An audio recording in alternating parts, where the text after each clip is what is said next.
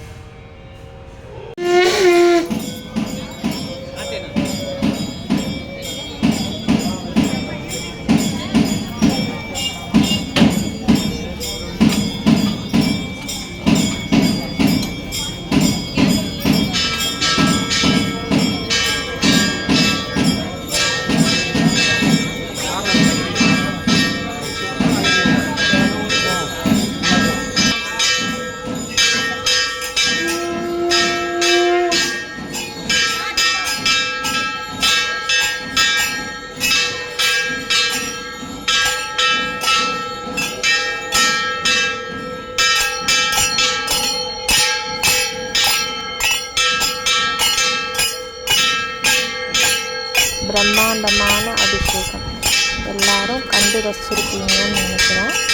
இப்போது நெக்ஸ்ட்டு என்னன்னா சாமி ஊர்வலம். சாமியை அலங்காரம் பண்ணிகிட்ருக்காங்க ஊர்வலத்துக்காக. நம்ம இப்போ பிரகாரத்தை தான் சுற்றிட்டுருக்கோம். இப்போ நீங்கள் பார்த்துட்ருக்கிறது கொடிமரம், இந்த கோவிலோட கொடிமரம். கோவிலில் கும்பாபிஷேகம் நடைபெற இருக்கு அக்டோபர் 21 அதற்கான திருப்பணி தான் நடந்துகிட்ருக்கு. நம்ம இப்போ பார்க்குறது கொடிமரம். இந்த கோவிலில் இருக்கிற சன்னதி என்னென்ன அப்படின்ட்டு, அதனோட விசேஷமும் என்னென்ன அப்படின்ட்டு நான் ஏற்கனவே கோவிலோட வீடியோ நான் டிஸ்கிரிப்ஷனில் பின் பண்ணியிருக்கேன். பார்க்காதவங்க பார்த்துக்கோங்க. அதே மாதிரி பிரதோஷ வீடியோ, நந்தி தேவருக்கு அபிஷேக வீடியோவும் நான் பார்ட் 1 அப்லோட் பண்ணியிருக்கேன். அதையும் பார்க்காதவங்க பார்த்துக்கோங்க. இவங்க புத்திர பாக்கியங்கள், கல்யாணங்கள் தடைப்பட்டவங்க இவங்களை வேணுனீங்கன்னா நிச்சயம் நடக்கும் அப்படின்றது இந்த கோவிலில் ஒரு சிறப்பு. ராத்திரி வீடியோ இதுக்கப்புறமா நெக்ஸ்ட் வீடியோவாக உங்களுக்கு வரும். அது சாமியோட பல்லக்கு ஊர்வலம். நிஜமாகவே அந்த வீடியோவை பார்க்க மிஸ் பண்ணிடாதீங்க. அந்த வீடியோ ஷூட் பண்ணும் போதே என்ன அறியாமல் எனக்கே ரொம்ப புல்லரிச்சிருச்சு. ரொம்ப பிரமிப்பாக இருந்தது. நம்ம அந்த இதுக்குள்ளேயே போயிடுவோம், அந்த மாதிரி தான் இருந்துச்சு. இந்த வீடியோ உங்களுக்கு பிடிச்சிருந்துன்னா மறக்காமல் லைக் பண்ணுங்கள், ஷேர் பண்ணுங்கள், ஒரு சப்ஸ்கிரைபும் பண்ணிடுங்க. தேங்க்யூ.